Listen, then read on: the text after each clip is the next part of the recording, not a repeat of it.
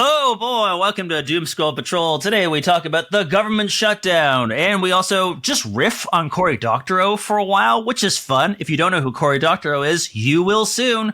And we also just sort of wax philosophically on, the ways that we can help each other. Plus, turns out the United States is getting a new state. Fuck you, Puerto Rico. It's going to be Alberta, Canada. Stick around, you're not going to want to miss it. I'm Andrew Hagee McKay. I'm Harold Moss. I'm Hannah Snape. I'm Sam Perez. Let's doom scroll. Welcome to the show. Is our government still shut down here in America and in fucking God's country of October 2025? It's like every year now. Every year. Year of our Lord and Savior. But it's like every year this goes on until Christmas or whatever. Yeah. Well, and it's also Trump is now explicitly saying this is their chance to finish the 2025 Project 2025 plan. The thing he never heard of before? The thing he never heard of before, and that there's, I guess we should probably start recording. I don't know. We're recording. We are. Oh, good. Oh, here we are. We're recording. I should check. So, Trump is there's a project tracker called Project 2025.observer. And it's gone up to 48% of the objectives, Project 2025. Oh, we're almost 50% there to fascism. Right, and that's really what it is. Halfway to fash. Halfway to fash. Yeah, we did it, guys. Or we're on the way to demi-fascists. Yeah, we're demi-fash. I like it. Demi-fash. Semi-fash. Semi-fash. Quasi-fash. No, not quasi. Definitely the real thing. Ain't nothing but the real thing, baby. You know what's interesting? The whole time I've been here in America, my TikTok doesn't work, which is how I get my news. What do you mean your TikTok doesn't work? I don't know. I bet you know a lot about how great Israel is. Yeah, I was going to say that was one of the things that dive right into it. It just doesn't load anything. It hasn't the whole time. Well, it is working in America. It's not like your algo is like serving you weird stuff. It's fully just not even working. I can sometimes get like 5 seconds of a video and then nothing else. So you're telling me you don't have any way to access news at all? There's no other way. There's no other way to access news. There's only TikTok. Well, this is one of the things that I had wanted to bring up, which is, Trump has sold TikTok to a series of investors, being led by Oracle, and the CEO of Oracle says she's worried about love and respect for Israel in the U.S. And it's just explicitly that TikTok is going to be turned into a pro-Zionist app. It had already been massively repressing and anything that was critical of Israel on the app. That's not actually new. Well, I mean, a year or two ago, no, it fucking wasn't. Not a year or two ago. Over the last year, it's already started doing that. Whenever we post something about Gaza, it's like 3 views. Yeah, it's nuts. It's nuts. It's just clearly, but now it's going to be formal. And, we've already got a situation in this country which we're seeing play out very clearly with the full cooperation with authoritarianism and fascism, the Trump regime, which is we've got 5 companies that control all the media now and the platforms, and they're consolidating it more. And that was Musk buying Twitter and now selling off TikTok. And the Ellisons own so much now. Yeah. They own they just, it's the reason why fucking Colbert was canceled, is the Ellisons now wanted to own all of that shit. Yeah, let me see if I can find this. Massive tightening of control, which made possible in large part by Clinton and others on both sides of the aisle, allowing the monopolization of media ownership. And this is what it means is now. But it was so good for the economy. So good for the economy, for someone's economy. Yeah. not my economy. Being a poor native, I didn't see any of that during those years. Why didn't you just buy a television network, Sam? Oh, I forgot to do that. It's just you lack the hustle. Yeah, The hustle rise of being and grind. born with a lot of money to buy things up. That's right, and we need more money. Move over, Murdochs. A new family dynasty is shaking up U.S. media, which is a great way to say descending into authoritarian control in state TV. And the Ellisons, so yeah, Larry Ellison owns Oracle, and he's like the second richest man in the world. Oracle's extraordinarily important within the computer infrastructure, and he's like been on record of being like, yeah, we're spying on you and all this shit. Like they're very much, you know, pushing the whole techno-feudalist dystopia. But anyway, tech billionaire Larry, and yeah, they're deep ties to the Israeli state and intelligence. Tech billionaire Larry Ellison and his son, Hollywood producer David, have long walked the halls of the world's elite. But this year, their power has taken on a new dimension as they pursue deals involving names like TikTok and CNN that will give them control over some of the biggest media companies on the planet. I think it's really funny if you look at, I mean, if you can't see this, if you scroll down, they have like this 2006 screening of this movie they produced called Fly Boys, which is a garbage movie. Who was actually in that? I just don't remember that. James Franco. Oh, fun times. James Franco. Anyway, so you see David Ellison there being so severely 2006. Dude, Dave Ellison looks like the kind of guy who's like gonna challenge the loser kid to the skiing snowboard match. Yeah, right. And then that's his shitty dad who's gonna shut down the community center from like every 80s comedy. That's what these two dickheads look like. He looks like that guy in Starship Troopers who was like, if it's a nuke war, what do we need to learn how to fight for? And then gets a fucking knife through his hand. Yeah. Oh my God, he looks like Gary Busey's kid, I suppose, in this one. I suppose that's who like Jake Busey. Well, Jake I wonder Busey. The point is, so yeah, he now is running, like they took over Paramount, so Skydance Media, his company, took over Paramount, which means they now, this is the reason why, again, Colbert has been fired, is to make that go ahead, because they also own CBS now. So it turns out monopolization is bad for democracy.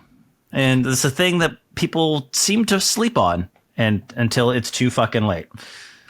And actually, it's bad for democracy. Real quick, for people like me and Hannah who are just staring blankly at the screen, who the fuck is Corey Doctorow? That was what I was about to say, but now I'm going to say it with the right name because the name is in my head. Corey Doctorow is science fiction writer, blogger, journalist, essayist. He coined the term enshittification, which was actually a Webster Dictionary word of the year, which is about how tech monopolies take platforms and extract all the value to the user out of them in order to and enshittify them in order to boost every penny of profit they can get out of it, and then turn and do that to the same to the companies. So think of every fucking think of TikTok. Think of TikTok, or think of Twitter, Facebook, think of literally every platform. Amazon, and Amazon's a great one where they first of all screw the user and then push house brands on it, and then they go and screw the companies that are on there, or Facebook screwing the media outlets who come and put their things on, and then they start screwing. They just screw everybody, extract all the value, make things worse. Google to get sort of like search not work right because they make more money with bad search results, making you spend more time on the search page. To sort of get the idea across is that, like, think about the first time you use a new platform and you're like, this is fucking awesome. Yes. Right? This is so fucking cool. Like, you're getting a whole bunch of value up front, and they do that to build as big a user base as they possibly can by, you know, feeding off of the VC money, the venture capital money that they can. So Uber is a great example of this, where like you first use an Uber, you're like, oh my God, I got across town for like $2 somehow. But that's just because they're subsidizing it with VC money. Then there's like, they've run all the fucking taxi businesses out of business, and then they're the only game in town. And so then they start to squeeze you once they're the only game in town. That's kind of the idea.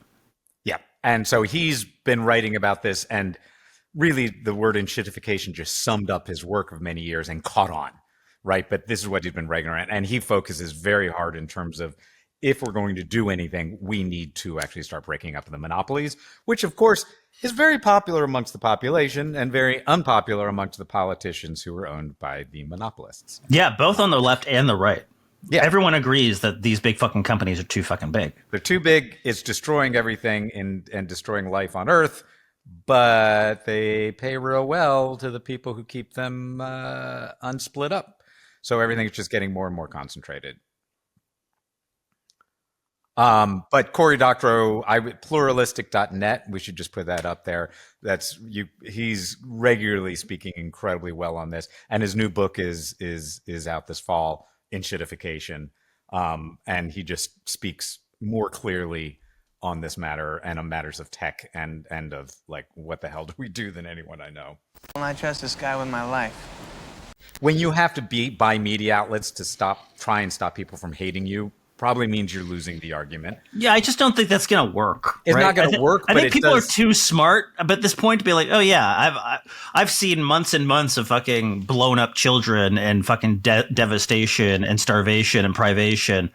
Oh, but now there's people waving flags, so I'm just like, dude, okay. Like, you're not going to be convinced by that. Well, at least the vast majority of people. They're not, but it does put all of us, like, trying to make an alternate voice. It's like, where the fuck do we go? Blue sky. Sure. But the audience... this is another thing on Corey Doctorow is that you have to enforce compatibility or interoperability. Interoperability, yeah. So the idea is that like a computer, they just naturally, just by design or just the nature of computing is that it interoperates with other computers seamlessly, and you have to build in incompatibility if you don't want them to talk to each other. Right. So like there's no reason why when you post on one place, it can't post on 50 other places if you wanted it to, or vice versa, right? Like to have one place where all of your feeds filter into one place and having competing platforms that show you the best way to get information that you want to actually see instead of it being emotional manipulation and optimization for ad revenue. That's like you could pay like $10 a month to have everything to you in a way that actually makes sense. This is the sort of market that you kind of want, I think, and what the internet was meant to be. Ultimately, it was until they broke it. Until the commons was enclosed. And this is one of the things that Corey was talking about at the book fair was that there's a huge market opportunity because the main way that America tech has enforced lack of interoperability, the way that they've really forced to do that was threats of tariffs. We're going to tariff your ass if you don't accept all of our horrible platform rules. We're just going to tariff you. Do you want, what the most expensive liquid, were we talking about this last week here? The most expensive commercial liquid you can buy for military purposes? Printer ink. Semen? Oh. No, printer ink. That was good guess. Yeah, but it was up there. I don't know. We've got to actually gauge that to see if that one might be. And it's because of monopolization. And Corey's saying, you know what? This is a massive market opportunity for other countries because they're getting tariffed anyways. They're getting tariffed randomly by a doddering narcissistic authoritarian. So start jailbreaking everything. Just start jailbreaking everything. Start selling cheap printer ink. Start selling interoperable social platforms that just steal all the information from everyone. So that maybe out of this not stealing, liberating. Thank you. I don't know. But that's maybe this level of chaos we're already seeing around renewable energy, around all sorts of things. The world is organizing itself around the kind of cancerous turd bucket that has America right now. And maybe this is one of the opportunities that will happen is that we actually see some progress on this. Yeah, and again, this is just becoming a whole Corey Doctorow standfest.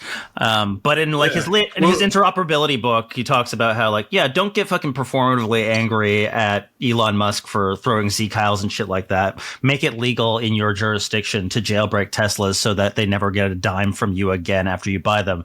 And all of those features that they wall behind subscription features are just unlocked immediately. So you will have all of the things that a fucking Tesla should be able to do. And then you can just Elon Musk never gets a dime from you ever again. Yeah, that sounds good. Wasn't that kind of a case in England? I believe they sued essentially whatever phone company so they could jailbreak phones because they're like, hey, I bought this is mine.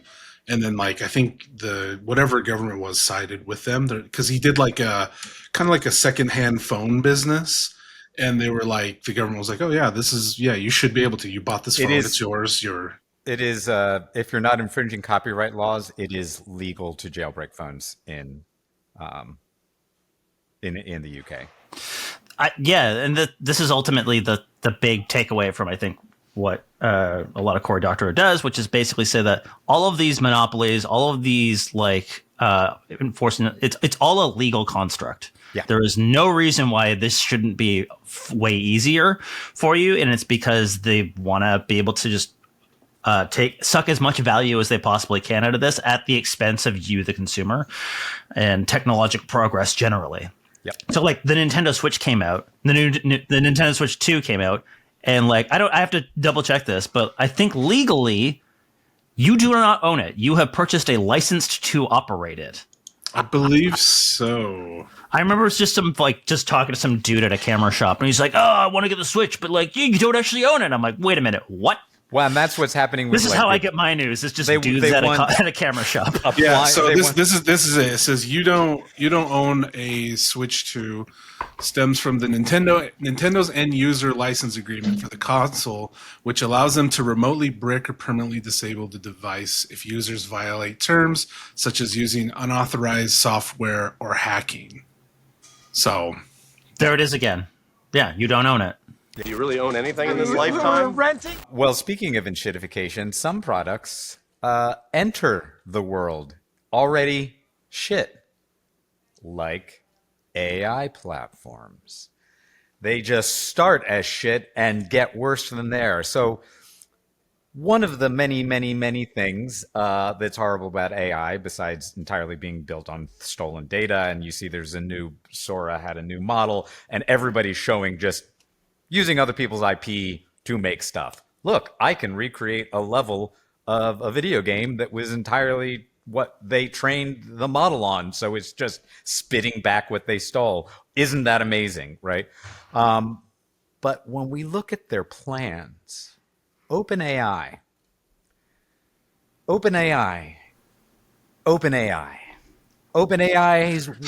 how much power are they hoping to be using by 2023, which is just 8 years away? Wait. Sorry, 2033. 2033. Sorry, 2033. How much power? They have plans for 250 gigawatts. Now, is that a lot? How much does India use annually right now? 223. So by 2033, OpenAI, one company that has shown nothing of actual use value, and when the companies try and integrate AI, they're finding the research that it's not being productive and it's all on stolen and whatnot, wants to use more energy than India is today. That's just one of them. Like, forget Grok, forget Google, forget everybody else. That's just OpenAI. I mean, it's delusional.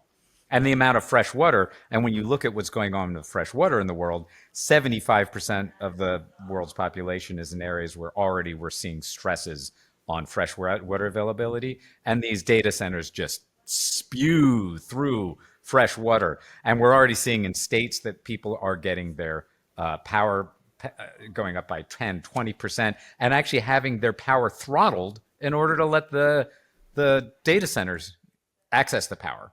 I mean, clearly this is like a semi truck just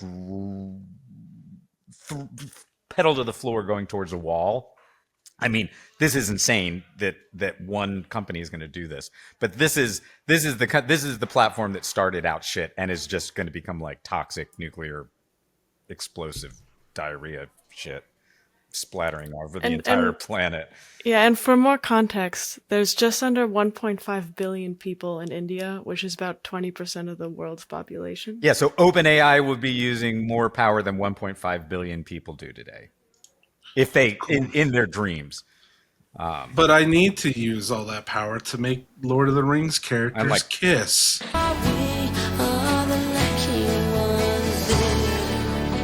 Well, speaking of waste and all that, Harold, in your neck of the woods, you see that there's a plan to pump 45,000 gallons of radioactive water into New York's Hudson River. I hope that creates giant fucking attack clams or something. That's just like the Toxic Avengers is going to be real. It's Yeah, going to be exactly. a fucking biography at this point. Because, yeah, it says a federal judge ruled in favor of New Jersey-based Holtec International, which sued New York last year to challenge the state's ban on discharging radiological substances from its defunct Indian Point nuclear plant. I gotta wonder, is this like a freedom of speech thing? They're like, spilling nuclear waste is like my First Amendment right. Is that how they're arguing this shit? They said that New York overstepped its bounds in saying, hey, we don't want our river to glow. Okay, that's not a direct quote, but they overstepping the bounds is a direct quote. And it is because we had to save the Hudson Bill, and that's what they said overstepped it. It's like, oh no, saving. And this is, I assume a good portion of, in every climate conversation you see online, a good portion of the, we just got nuclears, we got to do more nuclear, we got to do nuclear is bots. I'm The assuming nuke these are cells. mostly bots and some libertarian real boys. It's mainly, it's like, first of all, nuclear takes 10 to 15 years to get online. Too late for everything that. It's extremely expensive and always ends up costing about twice as much as it originally does. And we still haven't dealt with the fact like this. This is a shutdown plant, and they've got all this nuclear water that they're going to be spilling into the river, that they continue to spill in the river. And so, like, sorry, let's use the nukes we've got while we're generating it. But nuclear is it's just not a path out of the climate crisis. I'm assuming those are nuclear bots. Nuclear Running on industry. nuclear power. I'll say nuclear Well, no, bots they're probably sound not awesome. running on nuclear power. They're more likely getting it. But yeah, nuclear industry bots, who, next they'll just be nuclear bots. I'm Robot King of the Monkey Things. And speaking of, everything in the environment is going bad. The Trump administration just canceled $8 billion in climate funding to these states, Randomly selected states: California, Colorado, Connecticut, Delaware, Hawaii, Illinois, Maryland, Massachusetts, Minnesota, New Hampshire, New Jersey, New Mexico, New York, Oregon, Vermont, and Washington State. Which, what do they all have in common? They're all Democratic states. Didn't vote for Trump. Yep, didn't vote for Trump. So now they don't get the money for climate change. Yeah. Office of So Management it's- and Budget Director Russell Vought. Wait, where does that name come from? How do I know that name? What? So he did the Project 2025. Is that him? Is that the Project 20? Is that the Project 2025 guy? What is That it? What a coincidence! What a coincidence! How did he end up in there? Maybe that just Weird. it's weird how that happened. Really Funny weird. how they're all around, just scrounging around like a bunch of shitty raccoons. Hey, I like raccoons, in a way. They're fun. Yeah, They These cause guys are- Project they cause 2025 fun no mischief. Right. These guys aren't mischievous. They are death cultish. Well, speaking of something raccoon adjacent, except not really, chimpanzees. Oh, Jane Goodall died yesterday, Wednesday, Yeah. October 1st, the age of R.I.P.. 91. R.I.P. She was a fucking real one. She was a beautiful human. Yeah. And still speaking out, like just over the last year, I heard her multiple times. She kept going to the end, speaking out for life, for humanity, for against just the catastrophic path that we found ourselves on. Yeah, she made some big waves in many spheres of humanity. So, Yeah. rest in peace.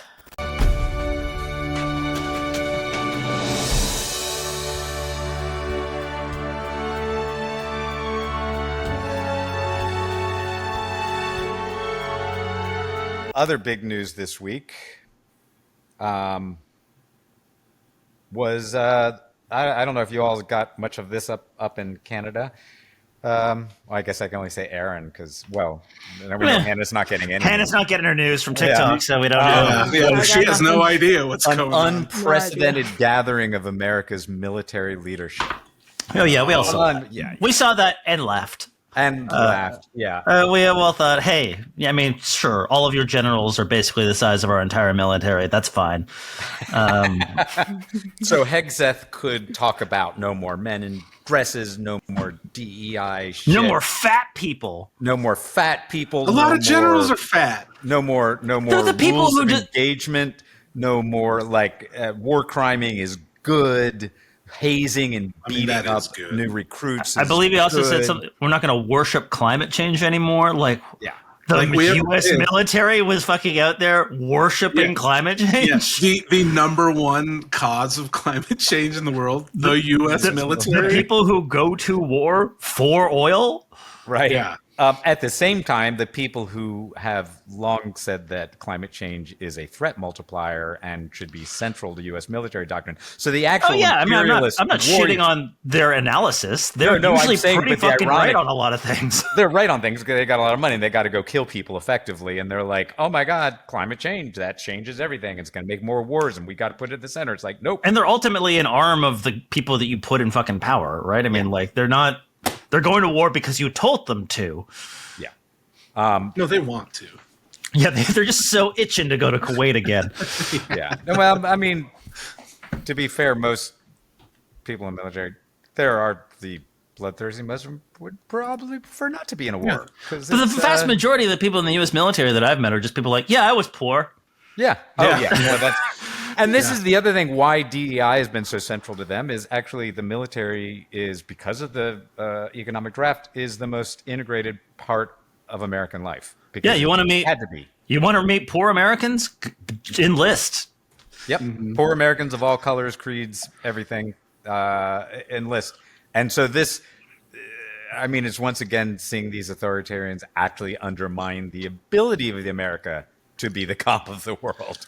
You know what? Maybe Pete Hegseth is secretly just going to take down the American military. I mean, they kind of are. I mean, if I was playing Risk, I would definitely not be doing North America. I'd be doing China right now. Well, I was just like, is he assembling all of them to do like a whole Office Space style like mass firing? Well, I think they were thinking that for sure. They're trying to set up. Well, didn't he even say like if to the group of generals, if you don't agree with me, he's like, if you don't give this, walk out, leave right now. Like he just straight up told them. Trump said that.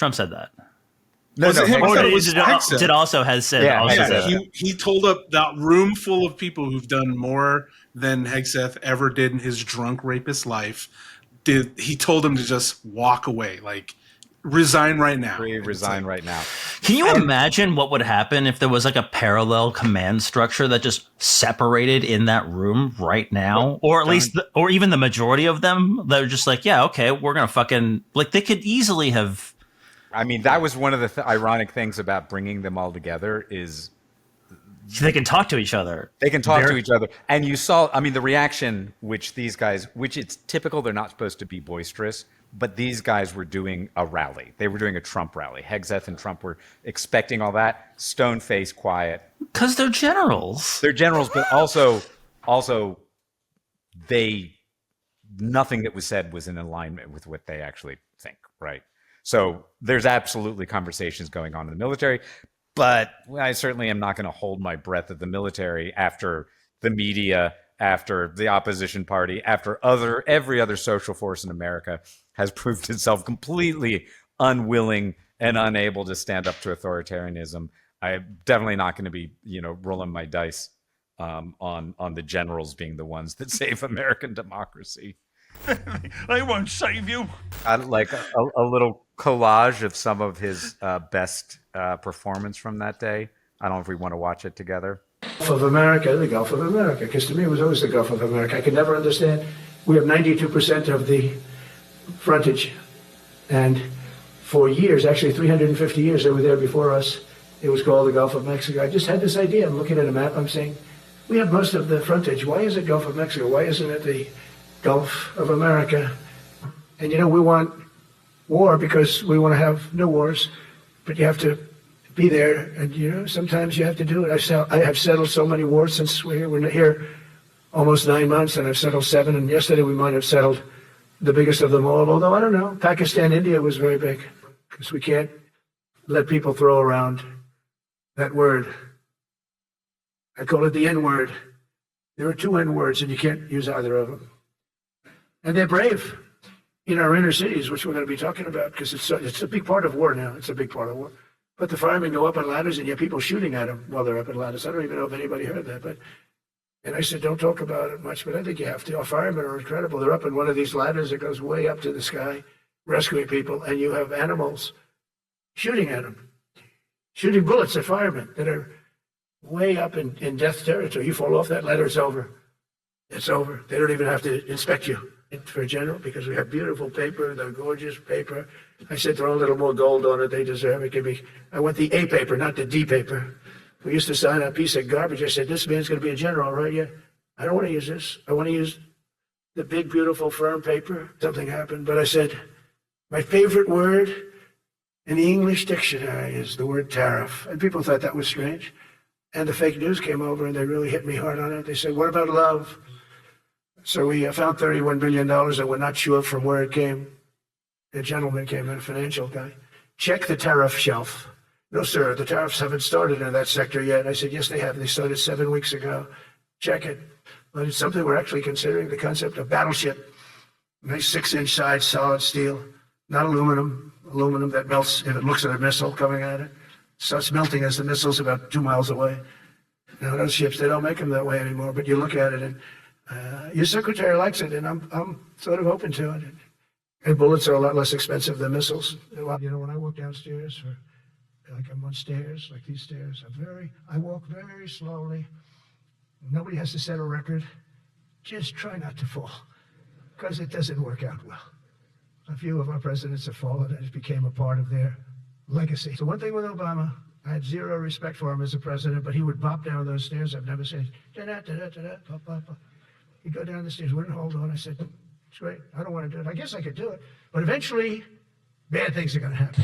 I remember when I was running the shelter, and I had a client, and he was this old guy, and he was obviously like, because we don't take care of people in this country, especially our most vulnerable, but he was an old guy and homeless for years, and he had pretty bad dementia, and he talks just like Trump does, like, because he would like walk up this client, and he would just tell you like this wild story that had no, it's almost like you were constantly he would go in and out of a story. So like he'd be telling you something and then come back and then keep talking to you as if you were there with him all the time. So you were at this new point in the story.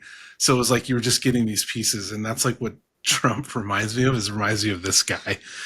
Like the way he just kind of like rambles about. Well, they try and call it the weave, but it's the decay, obviously. The weave. We want. What is he, like a boxer? We want dodging that fucking. You have to be there. You've got to. Is it dementia? Is it the weave or is it the sundown? Well, that's what he called it, the weave, and it's the sundown. But there's also some intention in there, some clarity left, which is using American cities as training grounds for the Army. Cool. Yeah, we want war because we don't want war. Right. We want war, but you gotta be there. Yeah, I mean, clearly they're using Project 2025, Heritage Foundation, all the techno-fascists behind it, basically are treating him like a sledgehammer that's got a big crack in it, and they're just destroying everything they can as fast as they can, knowing that it's going to split in two and shatter all over the place, and they're just picking up Trump like that cracking sledgehammer to try and destroy everything before he just goes completely off. Right now, he keeps. Yeah, it's like even when he met with Schumer and Jeffries. Amy Schumer? Almost as bad, kind of equivalent. Yeah. They put out Trump 2028 merch, which those guys should have just fucking walked out of the Oval Office and be like, This is not a serious thing. This is not a serious thing, but it's. Well, isn't he going to have like UFC Trump's fights on the front lawn and stuff? Like, isn't that what he's flying him on? Oh yeah, and the ballroom. I mean, it really is Caligula level, right? Like he is our Caligula, which was the embodiment of the corruption and decay of the Roman Empire, who just did horror, like bloody orgies and all that. That's where we're at with the UFC fighters are going to actually enter the ring in the front yard from the Oval Office. I mean, Idiocracy had nothing on modern day America, you know. What's going on with Trump too reminds me of like what you said, like how they're using him at like to trying to just push as much shit through and like until he basically dies. And it kind of reminds me of like what happened with Bruce Willis as he was fading, like dementia. Like his agent was just like, put him in every fucking direct to DVD action bullshit you can, and like let's make as much money off of him until he basically like couldn't remember who he was anymore. Yeah, because I was reading something. It was someone was on one of his last sets, and they were like he couldn't even like remember his lines like at all. Like he was just kind of like wandering around, but like his agent's like trying like, well, as long as the check clears, or whoever.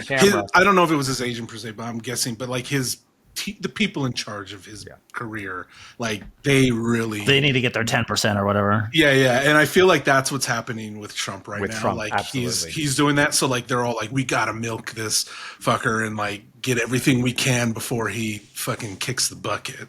And they're gonna. I'm reading. Sorry, I was just gonna say I'm reading the closed captions, and he's muted. Okay. I don't know if it makes it worse or better. Reading it because the media here never tells you what he says.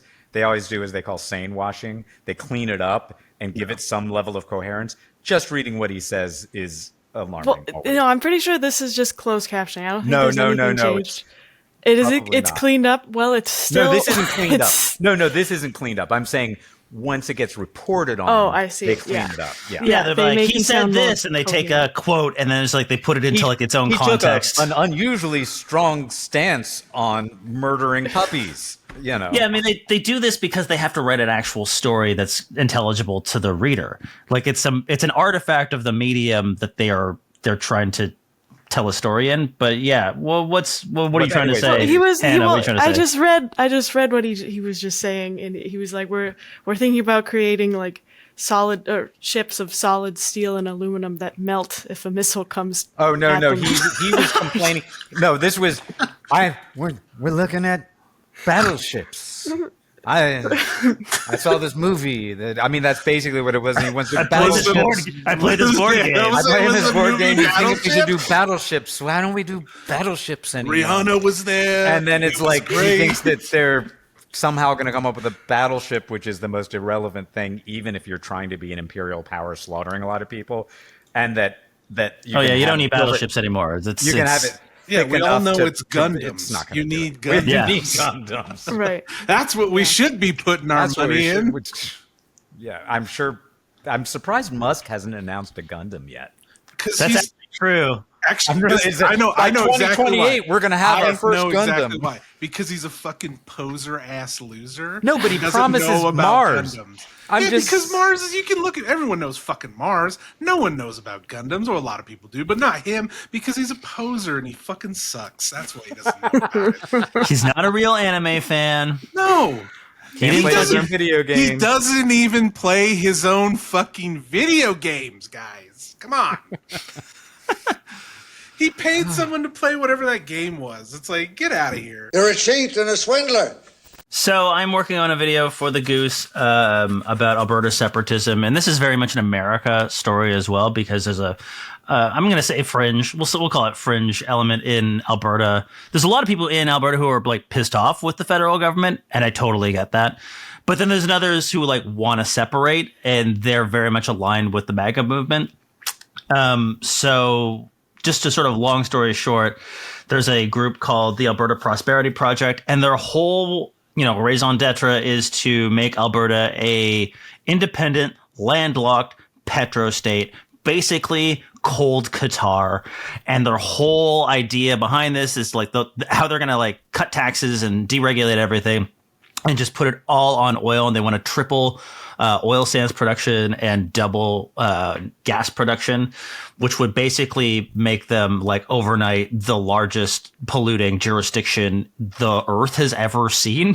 Basically, I haven't fact checked that, but they would be the largest polluting jurisdiction in the world. Like they would like basically day one that would already happen. They don't even have to triple oil sands production.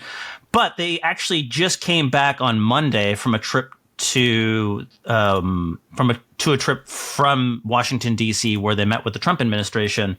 And this was like a follow up to their previous one they had in April. And in both cases, they were like, yeah, as soon as you have a referendum that says, yeah, Alberta wants to separate, the United States will recognize you. We will have a free trade agreement, and we will swap all of your Canadian currency for American currency. And then we'll just fucking go, buddy. We're just going to fucking, you're essentially a vassal state of the United States at that point. Like Puerto Rico, kind of? Well, they don't even need to be a state, right? They can be ostensibly independent, like, but let's be honest, like 100% of their fucking economy, more or less, or whatever, like all of that fucking oil is going straight to the United States. It's already like 97% of the oil goes to the United States anyway. So it's not like they don't need a legal tie here. They can just be like Monaco or whatever, and they're just like a place you kind of visit. So it's actually easier if they're independent, but let's be honest, they're basically just an arm of the United States without having any sort of, voting rights or anything like that. So that's happening. You and Hannah are obviously on that side, right? Well, Hannah lives in Alberta. Yeah, so Hannah's super for this. Yeah, hey, maybe it would make seeing your boyfriend easier. Well, yeah, sure. But is it going to be, if they do swap out all the cash, is it going to have to go through the conversion rate? No, it's a 1-to-1. It would be a 1-to-1. Okay. See, Hannah's already on board. Oh my God. It's amazing how many Canadian dollars do you have that you're that excited? Yeah, exactly. I got $50. I got $50. That's like, I got $2.50 gain on there. I'm going down to is Canada's money better than ours? I'm assuming it's worth less. It is. It's worth. Yeah. So we would get more if it was. Yeah, switched. It's an incentive. Well, it's working. There's some really not fun, but also kind of scary shit as well that goes along with this. So they have an immigration/deportation plan, the Alberta Prosperity Project, where they want to basically bring in a bunch. They don't call it white people, but they say, Canadian-born people as opposed to naturalized Canadian citizens. And they want to deport people who have been here since 2015. Basically, there was a big spike in immigration since Justin Trudeau was in office, and they want to prioritize post-2015 arrivals. The number one country of origin for immigrants in the last 10 years was India. And there's like a whole big rise of anti-Indian sentiment here in Canada. A lot of people like making fun of how they work at, instead of Tim Hortons, Sing Hortons. Like there's a whole bunch of memes, and it's really gross. It's really gross. And then Alberta, we've got racist memes too. Sure. But Alberta just a couple of weeks ago made it mandatory for their driver's license to have your citizenship on it. So that's going to make it way easier, hypothetically, in case they want to conduct mass deportations in the future through racial profiling. But what is Tim Hortons going to do? What is Tim Hortons going to do if all of the workers... What are they going to do? Yeah, they're going to have to raise their prices, I guess, and hire oil workers. Well, I'm glad what we know from the story now is how susceptible Hannah is to just the basest level of propaganda. Yeah. She's like, all in. The only reason I haven't sold out is no one really made an offer before. Here's my favorite little detail. Here's my favorite little detail from the Alberta Prosperity Project. They have a whole like point system for their immigration thing. So if you are in good health, you have no serious illnesses, you get 10 points. But that doesn't fucking count if you've ever had an experimental mRNA injection. You have to be an anti-vaxxer. You have to be an anti-vaxxer if you want to get those points to go to Alberta, which means it is just going to become the disease capital of the world. It's already the measles capital. Yeah, it's already the measles capital of North America. Get out of there. Compared to Texas, I guess, I don't know. Yes, Texas it has more cases than the entire United States. Okay. The entire United States. We're working on it. We're working on it. We're working on our numbers. RFK Jr. is tirelessly working to boost Alberta already our measles cases. Per capita, it's fucking crazy too. They only have 5 million people. I mean, this is oh Jesus! They have more measles than the entire United States. Gross number. This is not why I their don't per go capita, outside. just Yeah. the gross number. I'm just saying they have more measles cases than the entire United States, and they only have 5 million people. So it's not more per capita; it's just more. Oh, it's more total and more per capita because the denominator is way smaller. Per capita is like. I think I prefer to be in America. Well, except for that we're racing around to catch up. They're pointing at the same place that MAGA is, right? Which is destruction of all knowledge base, destruction of all social structures, destruction of all limits on extracting the last bit of wealth, the destruction of education base, destruction of all of these things. It's medical research, scientific research, everything in order to allow untrammeled extraction of the last wealth that the last life on Earth is capable of giving up. I mean, there's no other way of describing it at this point. The rich have the rich have been having this fucking party on us all this whole time where we've been serving them, and now they've set the place on fire and they're just like stuffing their purses full of the cutlery before they go. And like, what is? I mean, where they go, I don't fucking know. They're luxury bunkers, I guess. Money's a social construct. Like when your social structures fall apart, what? It's about money is a way to start owning things, right? It's a way. But you only own things when you have a society. It all starts falling apart. They're setting themselves up to be like just Mad Max. I mean, it really is. I mean, that's what it's saying. You take care of yourself. You take care of your family. That's all there is. That's all there is. I know that if we ever found ourselves in a place where money did nothing and nothing worked, I would be set because I have skills. Well, I mean, that's genuinely increasingly looking forward. I think that if we're going to build a better world, it's going to be in all the places where this current world just falls apart. We need progress on global initiatives because things like plastic treaties, fossil fuel treaties, like they need to be global, but a lot of it's going to be the wheels come off because they've stolen all of the bolts and nuts off your tires, and people are going to have to figure shit out.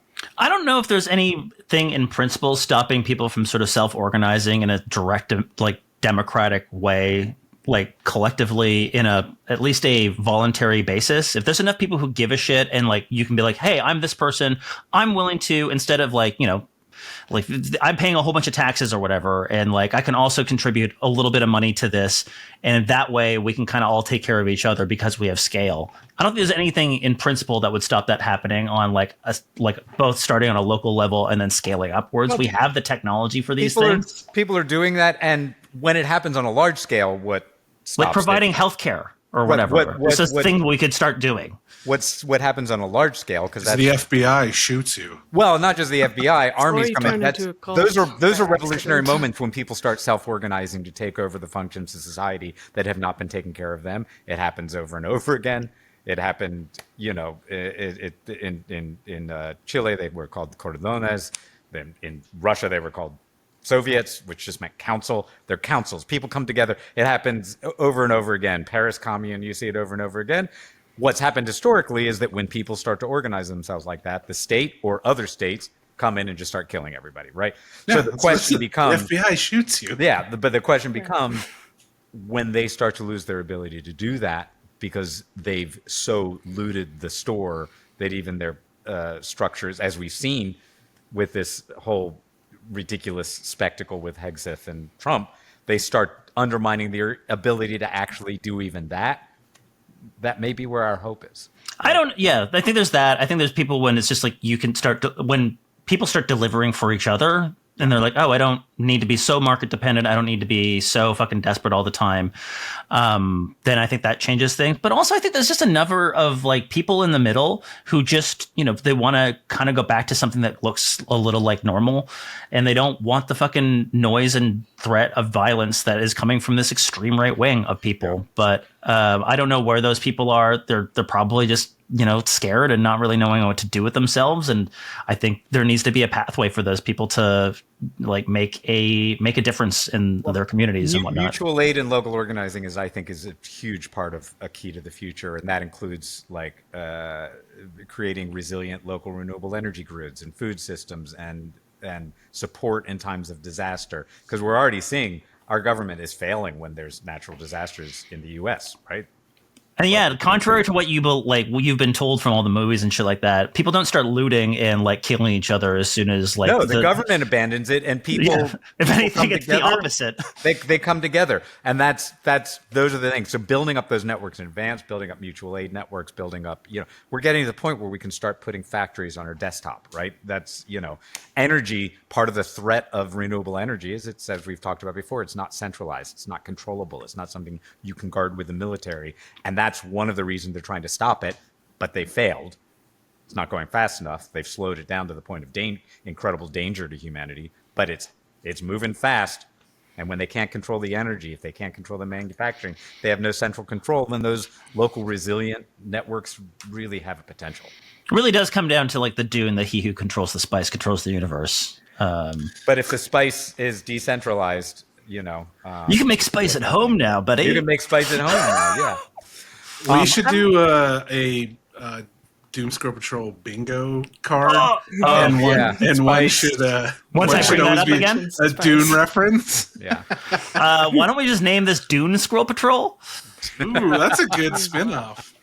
I actually need to jump at 2. Oh, okay.